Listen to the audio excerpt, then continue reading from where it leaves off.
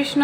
এই কলিযুগের অবস্থা সম্পর্কে ভগবান শ্রীমদ্ ভাগবতমের প্রথম স্কন্ধের প্রথম অধ্যায়ে 10 নম্বর শ্লোকে বলেছেন, প্রায়ণ অল্প আয়ুষ সভ্যকল অস্মিন যোগে জনা মন্দা সুমন্দ মতয় মন্দ ভাগ্য হি উপদ্রুতা। অর্থাৎ এই কলিযুগের অবস্থা কেমন? এই কলিযুগের অবস্থা হচ্ছে মানে প্রত্যেকটা মানুষের আয়ু খুবই কম, তারা কলহপ্রিয়, সব সময় ঝগড়া দ্বন্দ্ব বিভাব এই সমস্ত করতেও ভালোবাসেন আর দেখতেও ভালোবাসেন। আর কি হবে? অলস, সমস্ত কাজে, সেটা পারমার্থিক হোক আর জাগতিক হোক, সব কাজেই অলসতা।